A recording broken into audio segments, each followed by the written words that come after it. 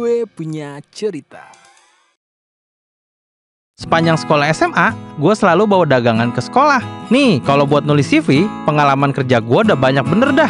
Lagi-lagi, gue sebagai anak pertama yang harus turun tangan. Peringatan, animasi ini dibuat dengan tujuan sharing pengalaman pribadi sang pengirim cerita.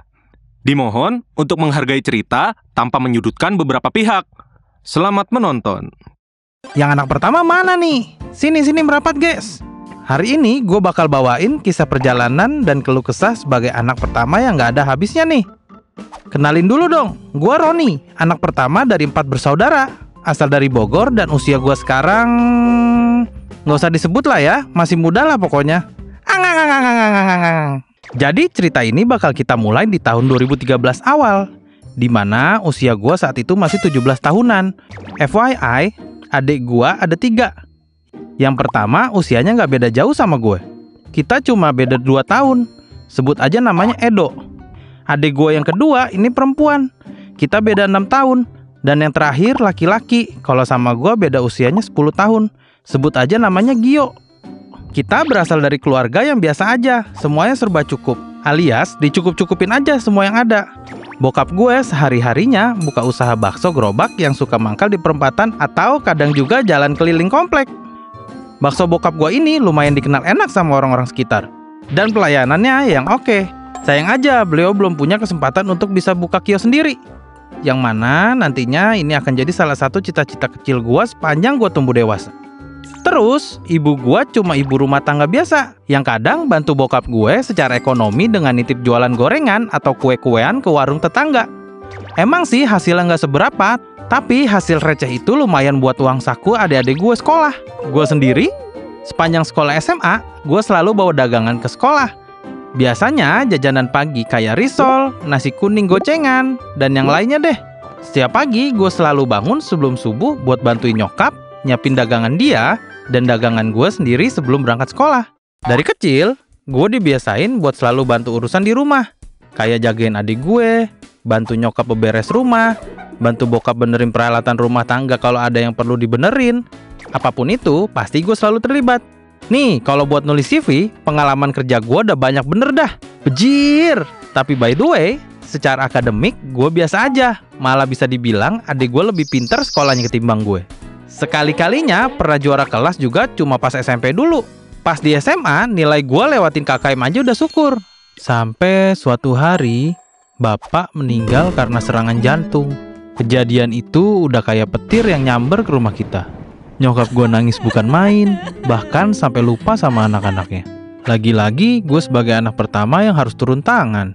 Di tengah kesedihan gue yang baru kehilangan bokap, gue juga mesti ngumpulin adik-adik gue dan nenangin mereka. Bilang kalau bokap orang baik, makanya dipanggil lebih cepet sama Tuhan. Belum kelar gue bersedih, gue masih harus ngurus administrasi kematian, lapor ke RT setempat, dan mulai cari lahan buat ngubur bapak gue. Kalau lo pikir gue nggak ngangong, salah besar sih. Gue ngangong parah. Gue pusing banget di awal-awal kejadian. Tapi beruntungnya, Pak Ahmad tetangga gue sigap banget buat bantu gue ngurusin itu. Dia ngasih tahu apa aja yang perlu gue lakuin. Hari itu, gue nggak tahu dapet tenaga dari mana sampai gue bisa ngelewatin semuanya. Nyokap masih syok. Dia sempat susah makan seminggu pertama. Banyak bengong, kadang nangis diem-diem di kamar sambil ngeliatin foto bokap gue. Dampaknya, adik gue jadi nggak keurus. Makan nggak ada yang nyiapin. Bahkan baju mereka juga nggak ada yang ngurusin. Ini kalau gue bisa resign jadi anak pertama, udah resign gue dari kapan tahu. Bejir lah. Demi Tuhan! Capek banget gue aslinya mah. Tapi kan kata bokap laki-laki sejati gak boleh gampang nyerah dan gak boleh nangis. Ini akal-akalan siapa sih? Laki-laki gak boleh nangis? Kan jadi repot gue. Gimana coba mau ngeluh? Oke, sorry guys. Intinya dari kejadian itu mental gue kena banget cuy. Diem-diem tiap hari pas lagi mandi gue nangis. Mikirin gimana caranya supaya bisa menyambung hidup. Karena mau gak mau sekarang gue satu-satunya kepala keluarga yang bisa diandalkan. Karena gue capek dan butuh tempat buat numpahin emosi, akhirnya gue mulai nulis jurnal harian. Semua kecapean gue tulis di situ. Ternyata buat gue nulis lumayan ngebantu ngeluarin penat. Kadang gue nulis cerpen atau nulis puisi dan kirim ke media gitu biar dapet bayaran 100-200.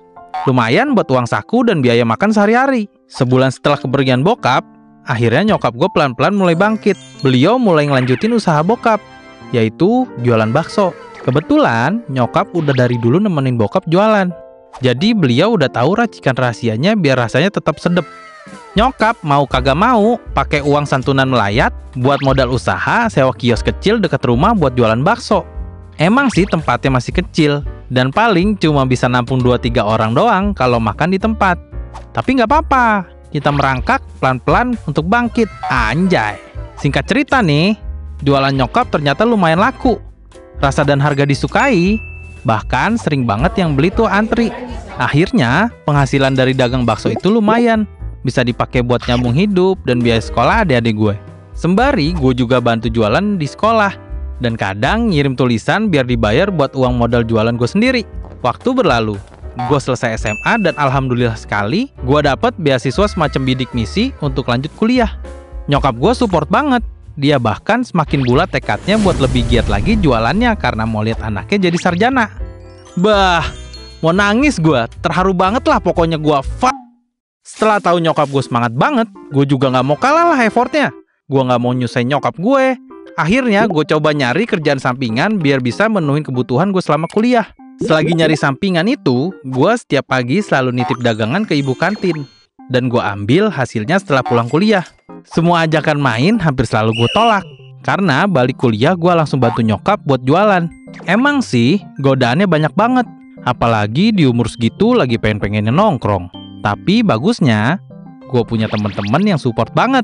Kadang mereka nongkrong dan ngajakin orang-orang lain buat main ke kios bakso jualan nyokap gue. Atau sekedar beli borongan buat bekal mereka nongkrong. Emang sih nggak semua temen bisa support kayak gitu. Kadang ada beberapa yang malah ngecengin gue karena susah banget diajak nongkrong. Katanya, kupu-kupu banget sih lo jadi anak. Atau kayak, udah biarin nyokap lo aja yang jualan. Kan lo masih jadi anak, masih hak lo lah dibiayain sama dia. Nih bocah bacotnya ya. Yang begini nih, demen banget gue ajak ribut. Orang kayak gitu emang mestinya kita hajar aja, guys. Jangan. Ya udah, skip. Jangan malu ya, guys, selagi nyari duitnya halal. Singkat cerita, karena kebiasaan gue yang sering kirim-kirim tulisan, akhirnya gue punya banyak portofolio hasil tulisan. Dan gue dilirik sama salah satu penerbit lokal yang katanya lagi butuh editor part-time. Gue girang banget lah. Gue langsung ambil kesempatan itu. Gue kasih tahu nyokap dan adik-adik gue. Mereka seneng banget dong, dan doa mereka menyertai di setiap langkah gue. Semua berjalan baik-baik aja, walau gue lumayan terbantai sepanjang semester. Karena capek banget boy. Kerja, kuliah, jualan. Kerja, kuliah, jualan. Kalau bukan tintisan Ultraman mah, lo gak bakal kuat. Singkat cerita, akhirnya nyokap gue bisa mulai sewa kios yang lebih besar. Karena dagangannya sering dipakai buat acara-acara besar, kayak nikahan, khitanan, dan lain-lain. Otomatis pemasukannya juga lebih besar dong. Di sini gue bangga banget sih sama nyokap gue yang kayak Ultraman, kuat banget gitu tuh. Kayak wow, mak gue keren juga nih.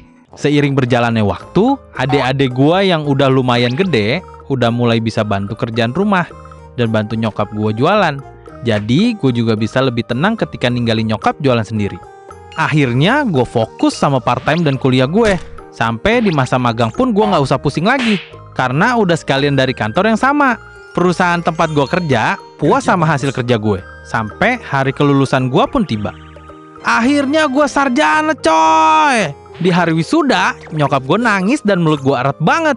Dia terharu banget karena berhasil ngeliat anaknya jadi sarjana. Dia bilang, "Pak, iki loh anakmu wis jadi orang." Sambil nepuk-nepuk pundak gue. Beres wisuda, gue langsung nyari kerja ke tempat yang lebih besar dengan portofolio gue sebelumnya. Dan alhamdulillah, rezeki gue lancar banget guys. Asli dah, emang kalau nurut dan sayang sama emak tuh rezeki jadi lancar. Anjay. Gue keterima di salah satu penerbit di Jakarta. Emang sih gajinya UMR waktu pertama kali masuk.